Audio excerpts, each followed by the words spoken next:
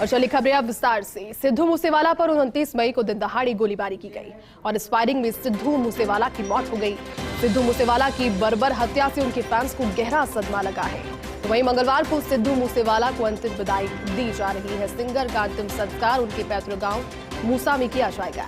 सिद्धू मूसेवाला के अंतिम दर्शन करने के लिए लोग पहुंच रहे हैं और सिद्धू की अंतिम यात्रा में भारी संख्या में लोग पहुंचे हैं। क्योंकि देखिए, फैन फॉलोइंग की अगर उनकी बात करें तो एक huge fan following Sidhu Moosewala की, और अचानक से हुई मौत के बाद फैंस तो सदमे में है ही, लगातार पहुंच भी रहे हैं। तस्वीरें आपको दिखा रहे हैं शव यात्रा की। अब से कुछ देर के बाद अंतिम संस्कार उनका होगा। पंजाब के मानसा में भारी भीड़ इकट्ठी है और तस्वीरें देखकर जरा अंदाजा लगाइए, मात्र 28 वर्ष की उम्र में, 28 साल की उम्र में इस दुनिया को अलविदा कह देना परिवार के लिए तो मुश्किल घड़ी है ही।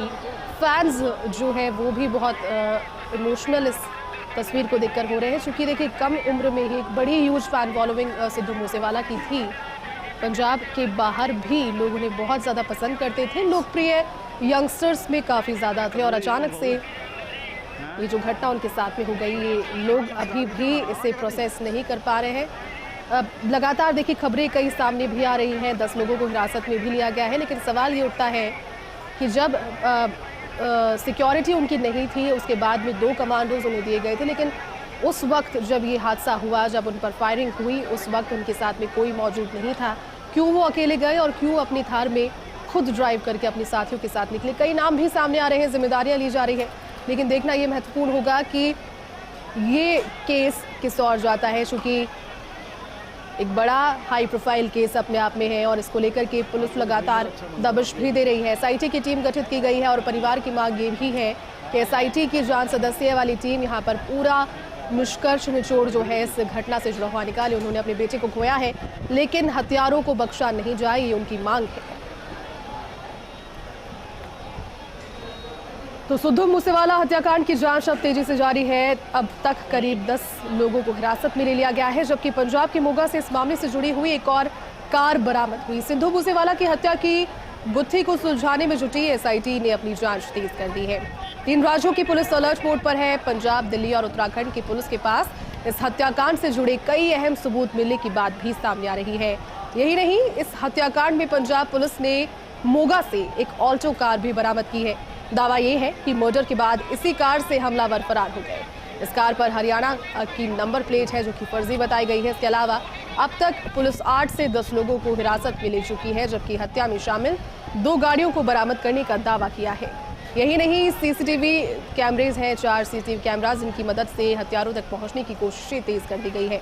तो वहीं मूसेवाला की हत्या के मामले में उत्तराखंड पुलिस ने 6 संदिग्धों को पकड़ा है और भारी सुरक्षा के बीच सिंगर सिद्धू मूसेवाला का पोस्टमार्टम मानसा में हुआ। और तस्वीरें फिलहाल आपको दिखा रहे हैं शव यात्रा अंतिम दर्शन के लिए अपनी चहेते सिद्धू मूसेवाला के अंतिम दर्शन के लिए समर्थकों की भीड़ जरा देखिए और अंदाजा लगाइए, छोटी सी उम्र में इतने लोगों के दिलों पर राज बनाना ये आसान बात नहीं होती और सभी के बस की बात भी नहीं होती, जो भी कारण रहे होंगे। लेकिन फिलहाल ये तस्वीरें काफी ज्यादा दुखद और गमगीन।